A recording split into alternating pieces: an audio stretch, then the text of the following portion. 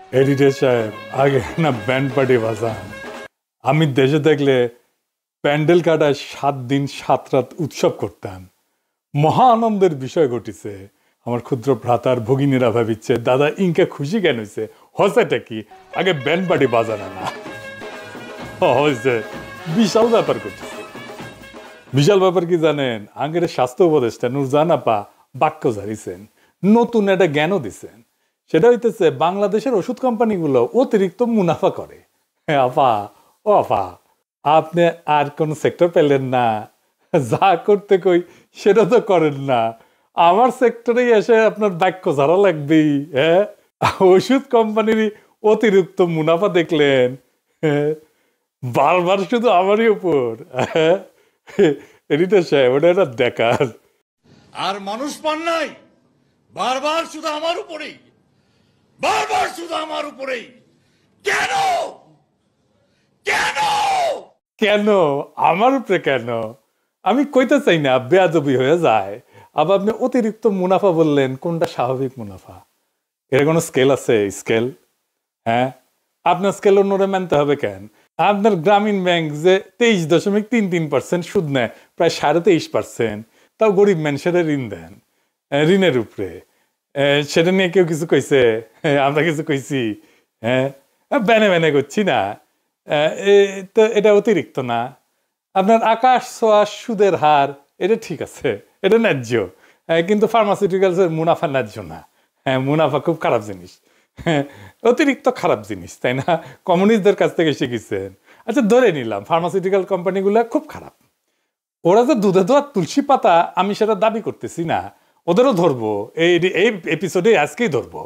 কিন্তু আপনারা মাথা চাইরা পশম ধরে টানাটানি করেন, এটা অতি বিরক্তিকর, অতি বিরক্তিকর। তো এই যে মুনাফা করে ওষুধ কোম্পানিগুলা, ওষুধ বেচাই তো করে, তাই না? ওষুধের দাম দেয়, তারপরে সেটা বেচা করে। তো এই ওষুধের দাম কে ঠিক করে দেয়? আপনার ওষুধ প্রশাসন অধিদপ্তর, আপনার আন্ডারে একটা রেগুলেটরি বডি। তো তাইলে তারাই অতিরিক্ত মুনাফা করার সুযোগ করে দিচ্ছে এই দাম ঠিক করে। এটা কার দায়? তা আপনি একটা এক্সিকিউটিভ অর্ডার করে দেন, কত প্রফিট করবে পারবেন? আপনি কি জানেন, আদৌ জানেন বাংলাদেশের ফার্মা কোম্পানিগুলো কত প্রফিট করে? সবচেয়ে বড় কোম্পানি স্কয়ার গত বছর প্রফিট করেছে 2092 কোটি টাকা। এটা এক্সেপশনাল, এক্সট্রিমলি এক্সেপশনাল, কারণ স্কয়ার খুবই ভালো পারফর্ম করে, তাদের প্রফিটেবিলিটি অনেক অনেক দিন থেকে হাই। তারা ফার্মাসিউটিক্যাল মার্কেটে একটা বিরাট প্রায় 15%-এর মতো তাদের শেয়ার আছে। তারা নাম্বার 1। সেকেন্ড বিগেস্ট কোম্পানিকে বেক্সিমকো, তাদের প্রফিট কত? 586 কোটি টাকা, মানে 4 ভাগের 1 ভাগ। 1 আর 2 নাম্বারের মধ্যে তফাৎ দেখছেন? অধিকাংশ ফার্মা কোম্পানির প্রফিট এই 60-65 কোটি এইরকম। রেনেটার একটা বড় কোম্পানি, তাদের প্রফিট 362 কোটি টাকা। এগুলো পাবলিক লিস্টেড কোম্পানি, মানে এদের প্রফিটের বড় অংশ পাবলিক পায়, মানে জনগণ পায়। বেক্সিমকোর প্রফিটের 40% পেয়েছে পাবলিক, আমার আপনার মতো পাবলিক। রেনেটার মুনাফার 30% পাইছে পাবলিক। তো আপনি শেয়ার হোল্ডারদের বুঝাইবেন, বক্তৃতা দিয়েন একটা, এজিএম এ যায়, অ্যানুয়াল জেনারেল মিটিং এ যায়, তারা যদি কম ডিভিডেন্ড নিতে রাজি হয়, সিদ্ধান্ত নেয়, তাহলে তো ভালোই।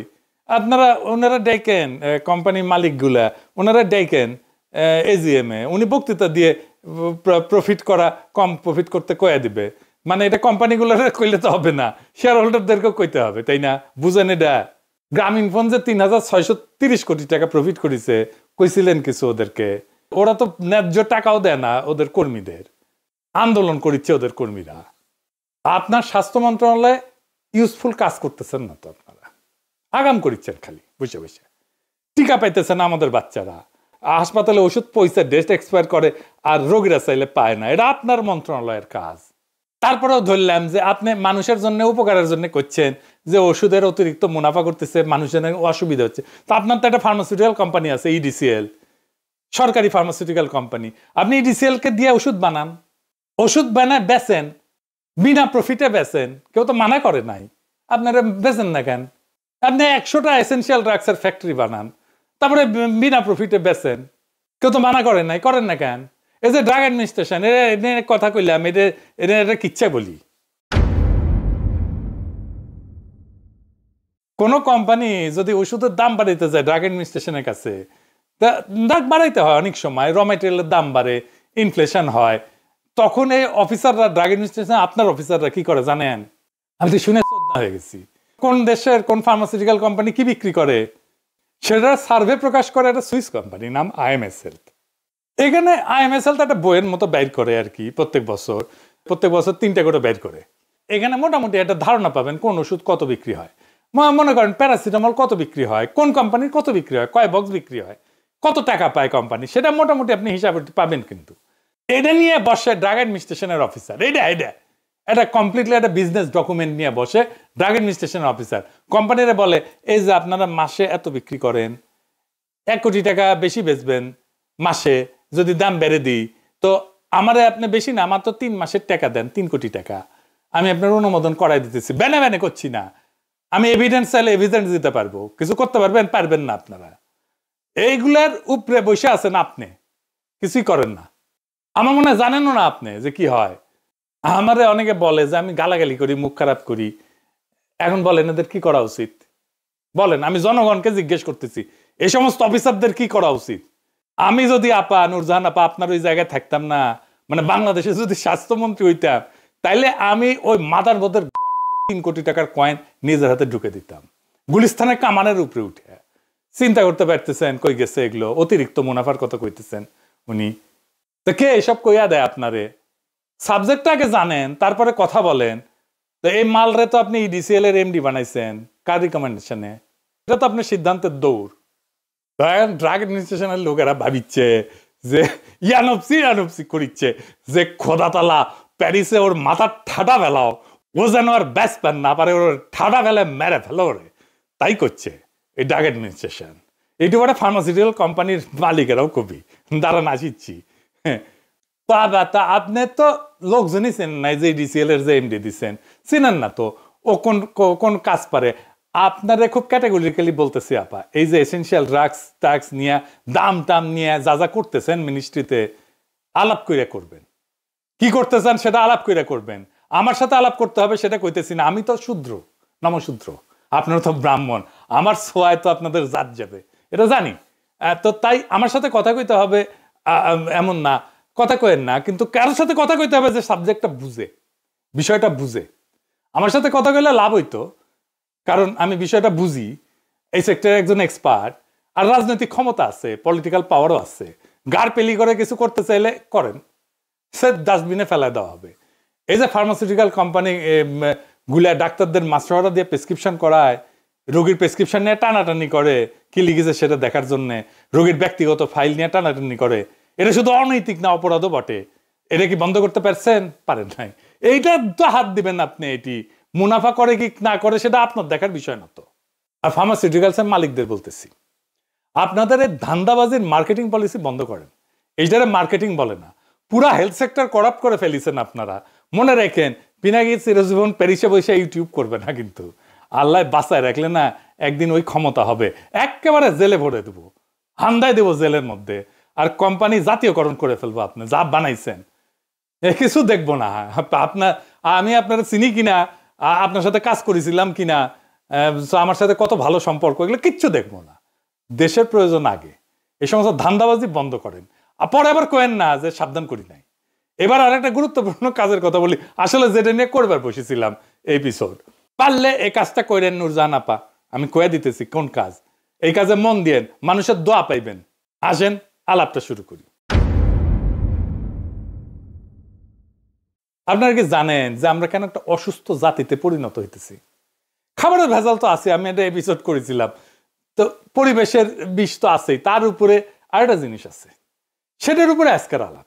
আমাদের আজকের আলাপ হইতেছে সিজারিয়ান সেকশনে অতিরিক্ত সন্তান জন্মদান এবং এটার কি প্রভাব আমাদের জাতিকে, কিভাবে আমাদের শিশুদেরকে, কিভাবে তার ভবিষ্যৎকে, তার রোগ প্রতিরোধ ক্ষমতাকে ধ্বংস করে দিতেছে, অসুস্থ জাতি বানাইতেছে।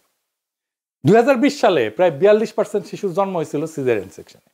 2025 সালে দেখতেছি হাসপাতালে যে শিশুদের জন্ম হয় তাদের 72%-এর জন্ম হয় সিজারিয়ান সেকশনে। অবিশ্বাস্য। তাহলে দুনিয়াতে কি সিজারিয়ান সেকশন হয় না?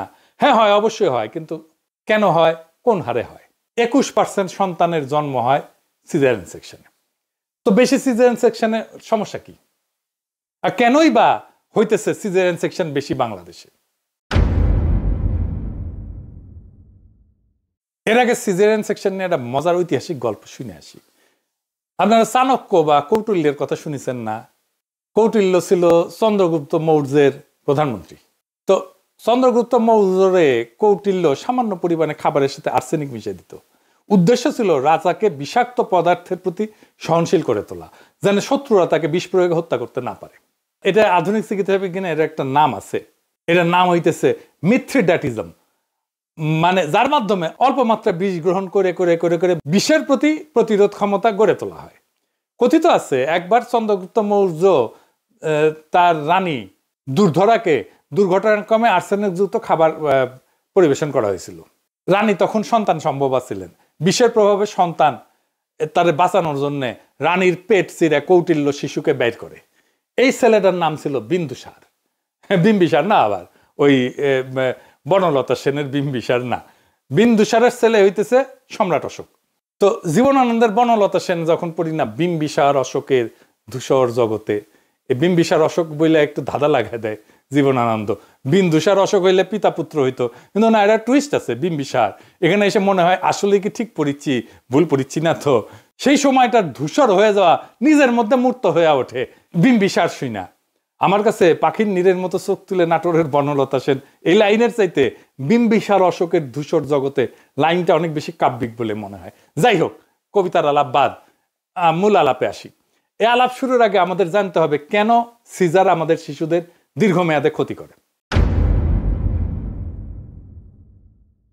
আমাদের দেশে সন্তান জন্ম দেওয়ার কাজটা অবহেলিত, চূড়ান্তভাবে অবহেলিত। অথচ একটা জাতির ভবিষ্যৎ হচ্ছে তার শিশুরা। অথচ আমরা এই শিশুর জন্মদানকে এত অবহেলা করি। আমি ডেটা দেখাচ্ছি কিছু, আপনারা দেখলে বুঝবেন যে এত অবহেলা করি। কোনোদিন আমরা এটার প্রতি গুরুত্ব দিইনি। আমরা সন্তান জন্ম দেওয়ার আগে কার কাছে যাই বলেন তো? আপনারা কার কাছে যায়? গাইনোকোলজিস্টের কাছে যায়, তাই না? তাদের কাছে ফলো আপে যাই। এই ফলো আপ বা সন্তান জন্মের জন্য গাইনোকোলজিস্টের কাছে ফলো আপে যাওয়ার দরকার নেই। এটা জিপি বা প্রশিক্ষিত ধাত্রী হইলেই চলে। জটিলতা হইলে গাইনোকোলজিস্টের কাছে পাঠাবে, রেফার করবে। আমাদের প্রশিক্ষিত ধাত্রী কত জানেন? ৮,৬৪৬ জন। আর এর মধ্যে সরকারি ধাত্রী হয়েছে ২,৫৫৭ জন মাত্র। গাইনোকোলজিস্ট আছে ২,৫০০-এর মতো। এবং গাইনোকোলজিস্টরা এই ডেলিভারির দায়িত্ব নিয়ে নিজের সময় নষ্ট করে এবং নিজের যেটা স্পেশালিস্ট এক্সপার্টাইজ সেটাকেও নষ্ট করে ফেলে। কারণ টাকা পায় এখানে, সিজার করলে টাকা, কসকসা টাকা, রিস্ক কম, সিজার করার জন্য দেওয়ানা হয়ে যায়। আমাদের দেশে প্রত্যেক দিন ১০,০০০-এর মতো শিশু জন্মায়। আমাদের প্রসূতিদের জন্য হাসপাতালে বেড আছে ২,০০০-এর মতো।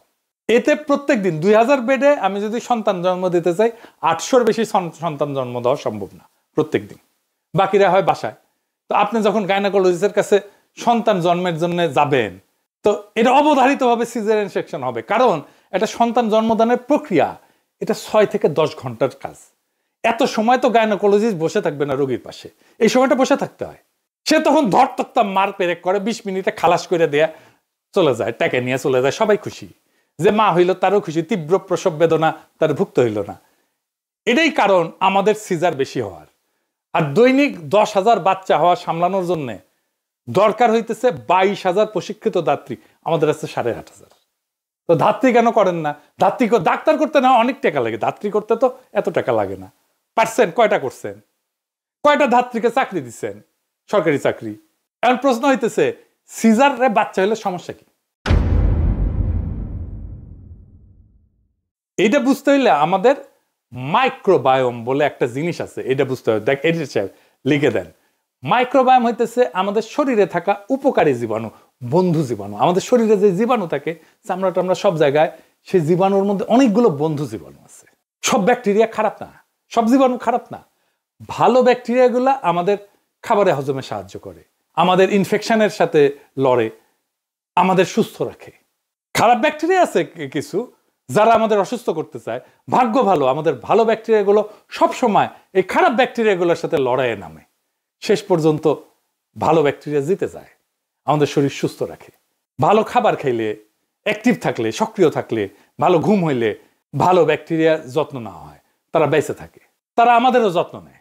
এই ভালো ব্যাকটেরিয়াকেই বলে মাইক্রোবায়োম। কোথায় থাকে এইগুলা? আমাদের মুখের মধ্যে থাকে, আমাদের পেটে থাকে, আমাদের চামড়ায় থাকে, এমনকি ফুসফুসে থাকে।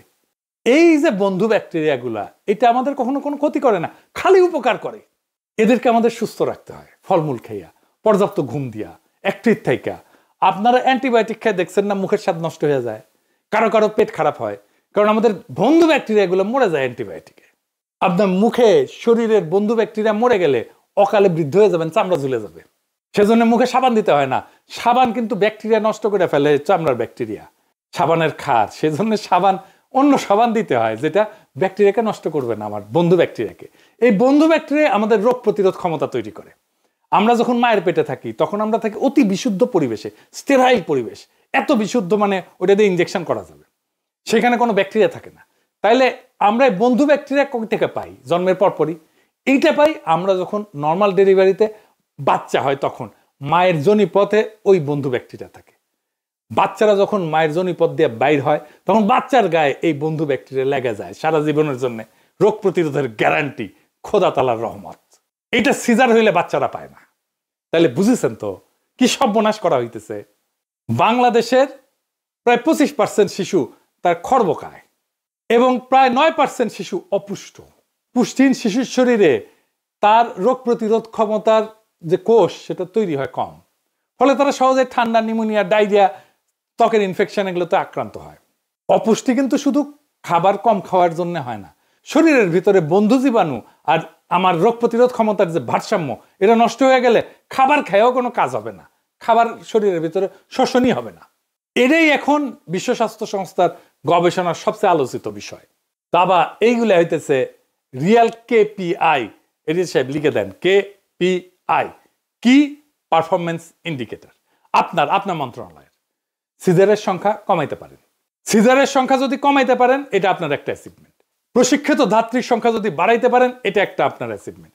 আর সন্তান জন্ম দেওয়ার কাজটা প্রাথমিকভাবে ধাত্রীর হাতে যদি ছেড়ে দিতে পারেন এটা আপনার একটা অ্যাচিভমেন্ট। পর্যাপ্ত ম্যাটারনিটি বেড তৈরি করতে পারেন, প্রসূতির বেড তৈরি করতে পারেন, এটা আপনার অ্যাচিভমেন্ট। আর গাইনোকোলজিস্টদের নর্মাল বাচ্চা ডেলিভারি ডিল করাটা যদি বন্ধ করতে পারেন তাহলে অনেক বড় কাজ হবে। আরো বড় কিছু অ্যাচিভ করতে পারতেন, কিন্তু সেটা সম্ভব না, টাইম নাই, আর আপনার পারবেনও না। না সরি এভাবে বলার জন্যে। আর এমন জায়গায় হাত দিয়েন না যেটা আপনি বা আপনার টিম বুঝেন না। মনে করেন না আমরা বুঝি, না বুঝেন না, মাখায় ফেলবেন, মাখায় ফেলতেছেন। যেমন আছে সেটাকে তেমন চলতে দেন। যাদের রাজনৈতিক ক্ষমতা থাকবে তারা এসে কাজটা করুক, হুদাই দেশের আর নিজের টাইম নষ্ট করেন না। আপনাদের এই সরকার অনেক কিছু অ্যাচিভ করতে পারত, অনেক দূর আগায় দিতে পারত দেশটাকে। এত বিপুল সমর্থন ছিল সরকারের উপরে, পায়ে ঠেলছেন। যখন বিদায় নেবেন আপনাদের কেউ মিস করবে না, কেউ বলবে না ভালো কাজ করে গেছেন। পর্বত প্রমাণ ব্যর্থতার দায় কাঁধে নিয়ে বিদায় নেবেন, অসুবিধা নাই। আছে তো গরিব মানুষের পোলারা, মাইয়ারা, ওরা আবার অকাতরে রক্ত দিবে, জীবন দিবে, আর একটা স্বপ্ন দেখাবে জাতিকে। আবার গর্ত থেকে আপনাদের মতো উঠে আসবে পরিত্রাতা সেজে, আবারও সেই একই সিস্টেম রক্ষা করার দায়িত্ব নিয়ে। আমরা হাসিনাকে পরাস্ত করছিলাম, কিন্তু সিভিল আর মিলিটারি ব্যুরোক্রেসিকে পরাস্ত করতে পারি নাই। এর পরের বার এই দুইটা পরাস্ত হবে, আর 2024-এর বর্ষা বিপ্লব সম্পূর্ণ হবে, সফল হবে। তখন ওই সফল বিপ্লবের পরে স্বচ্ছতা, জবাবদিহিতা, জনস্বার্থকে অগ্রাধিকার দিয়া মেধাবী মানুষেরা নীতি গ্রহণ করিয়া জনগণের সুস্বাস্থ্য নিশ্চিত করবে, এমন ভাবে যাতে স্বাস্থ্য আর মানবিকতা কখনোই বেচা কেনার বিষয় হইয়া না দাঁড়ায়। আমরা সেই দিনের অপেক্ষায় থাকলাম। ইনকিলাব জিন্দাবাদ।